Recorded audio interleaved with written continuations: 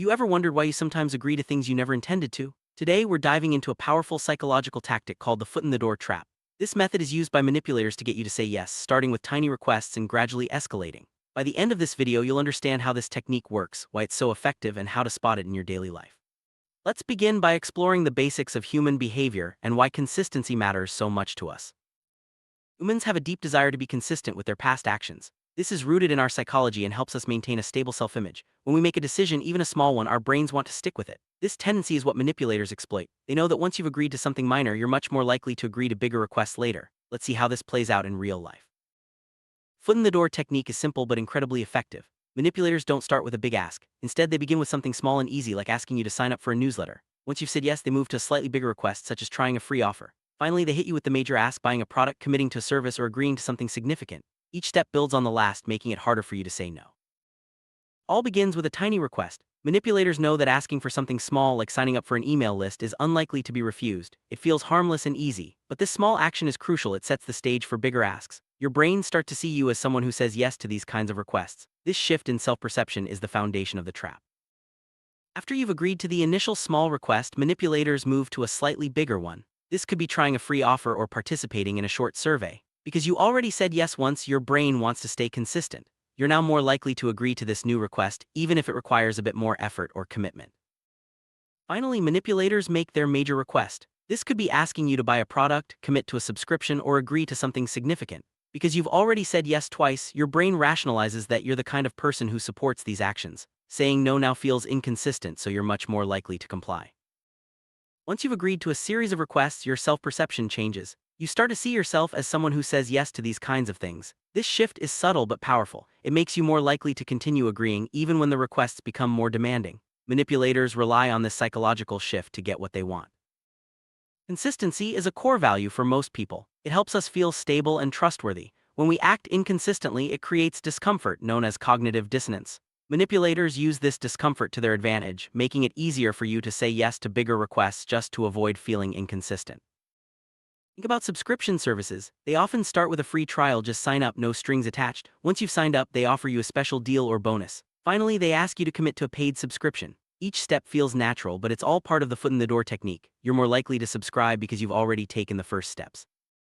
Social media platforms use the foot in the door technique too. They ask you to follow a page or like a post. Next, they encourage you to share content or join a group. Eventually, they push for bigger actions like participating in events or buying products. Each step builds your commitment and makes you more likely to comply. Charities often start with a small request like signing a petition or sharing a post. Once you've agreed, they ask for a small donation. Later, they may request a larger contribution or ongoing support. This gradual escalation makes you more likely to give, even if you didn't plan to donate initially. Salespeople use the foot in the door technique by starting with a simple question or offer. For example, they might ask if you'd like to try a sample. Once you agree, they present a special deal. Finally, they ask you to make a purchase. Each step is designed to build your commitment and make the final sale easier. Political campaigns often start with small requests like signing up for updates or attending a local event. Once you've participated, they ask for donations or volunteer support. Eventually, they may request larger commitments such as canvassing or public endorsements. Each step increases your involvement and makes you more likely to agree to bigger asks. Online retailers use the foot in the door technique by first asking you to add items to your cart or wish list. Next, they offer discounts or free shipping. Finally, they encourage you to complete your purchase. Each step makes you feel more invested, increasing the likelihood that you'll buy. In the workplace, managers may start with small requests like asking you to stay late once or help with a minor task. Once you've agreed, they escalate to bigger asks such as taking on additional responsibilities or leading projects. Your desire to stay consistent makes it harder to refuse these larger requests. Even in friendships, the foot in the door technique can appear. A friend may ask for a small favor like borrowing a book. Later, they request something bigger such as help moving. Eventually, they may ask for significant support. Each favor builds your commitment and makes it harder to say no. Family members may use this technique without realizing it. They start with a small request like asking for help with chores. Next, they ask for more significant assistance such as babysitting. Eventually, they may request ongoing support. Your desire to stay consistent makes it easier to agree.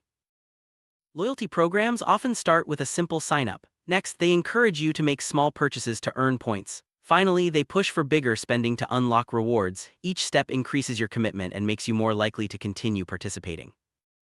Fitness programs often begin with a small commitment like signing up for a free class. Next, they encourage you to join a membership or buy equipment. Eventually, they push for ongoing participation or advanced training. Each step builds your commitment and makes it harder to quit.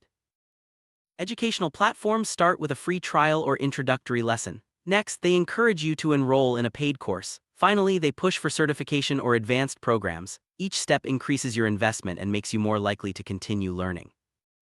Apps often start by asking you to download for free. Next, they encourage you to try premium features or make in-app purchases. Eventually, they push for subscriptions or ongoing payments. Each step builds your commitment and makes it harder to stop using the app.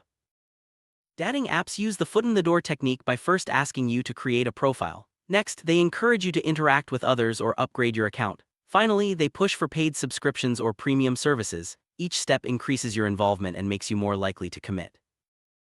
Gaming platforms start with a free game or trial. Next, they encourage you to buy in-game items or upgrades. Eventually, they push for ongoing subscriptions or advanced purchases. Each step builds your commitment and makes it harder to stop playing.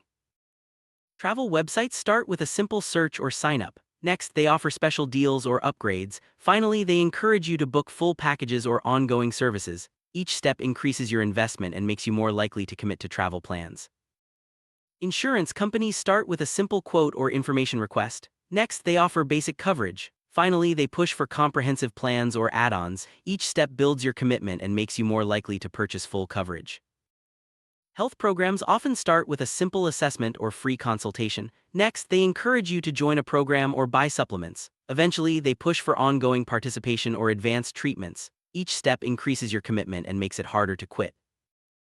Financial institutions start with a simple account opening or information request. Next, they offer basic services. Finally, they push for premium accounts or investment products. Each step builds your commitment and makes you more likely to invest. Membership clubs start with a simple sign-up or trial. Next, they encourage you to participate in events or activities. Finally, they push for full membership or ongoing fees. Each step increases your commitment and makes you more likely to stay involved. Now that you know how the foot-in-the-door technique works, it's important to recognize it in your daily life. Pay attention to situations where you're asked to agree to small requests followed by bigger ones. Understanding this tactic can help you make more conscious decisions and avoid being manipulated. Foot-in-the-door trap is a subtle but powerful manipulation technique. By starting with tiny requests and gradually escalating, manipulators take advantage of our desire for consistency. Now that you understand how this works, you can spot it and protect yourself from falling into the trap. Remember, awareness is your best defense against manipulation.